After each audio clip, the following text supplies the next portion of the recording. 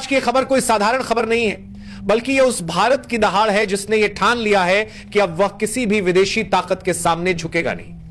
America, जिसे पूरी दुनिया एक सुपर पावर मानती है, जिसने हमेशा अपनी शर्तें दूसरों पर थोपने की कोशिश की है, आज भारत के एक फैसले से पूरी तरह हिल गया है। सोचिए, जिस अमेरिका ने सोचा था कि भारत पर 50% टैरिफ लगाकर वो हमारी अर्थव्यवस्था की रीढ़ तोड़ देगा, वही अमेरिका आज खुद बैकफुट पर आ गया है। अमेरिका ने सोचा था कि भारत उसकी शर्तों को मानने के लिए मजबूर होगा, गिड़गिड़ाएगा, घुटनों पर आएगा, लेकिन हुआ ठीक उल्टा। भारत ने ऐसा जवाब दिया जिसने वॉशिंगटन से लेकर वॉल स्ट्रीट तक हर जगह हलचल मचा दी। साथियों, मैंने कभी आपसे यह नहीं कहा कि इस चैनल को सब्सक्राइब करें, लाइक करें या शेयर करें, क्योंकि मुझे हमेशा यह भरोसा रहा कि अगर मेरी बात में दम होगा तो लोग खुद ब खुद सुनेंगे।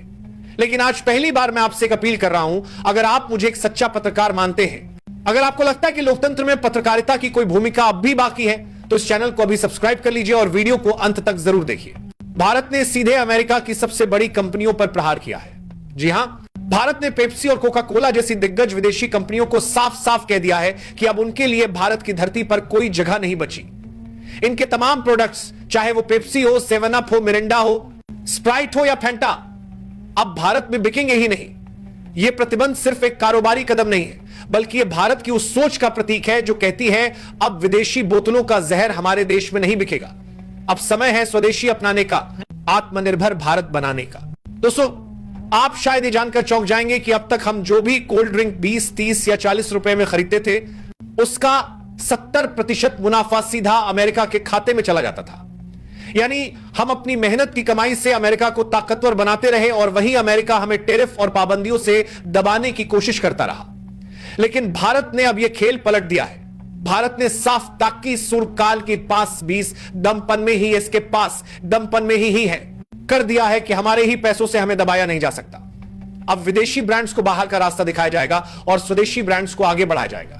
इतिहास गवाह है कि कोका कोला और पेप्सी जैसी विदेशी कंपनियां भारत में कभी भी विवादों से दूर नहीं रही हैं। 2003 और 2006 में centre for science and environment ने इनके ड्रिंक्स के सैंपल्स की जांच की थी और रिपोर्ट में यह सामने आया था कि इन बोतलों में कीटनाशकों के जहरीले तत्व पाए गए थे और यह मात्रा यूरोपियन यूनियन के मानकों से 24 से 140 गुना ज्यादा थी। यानी जिन बोतलों को हम ठंडक और ताजगी के नाम पर पीते थे, उनमें असल में जहर भरा हुआ था। इस खुलासे के बाद कई राज्यों ने स्कूलों, कॉलेजों और सरकारी दफ्तरों में इन कंपनियों के उत्पादों को बैन कर दिया। केरल ने तो इनकी बिक्री और उत्पादन पर पूरी तरह से रोक लगा दी थी। हालांकि बाद में हाईकोर्ट के फैसले के बाद यह बैन हटा लिया गया, लेकिन तब से ही यह सवाल खड़ा हो गया था कि आखिर हमें इन विदेशी कंपनियों की जरूरत ही क्या है।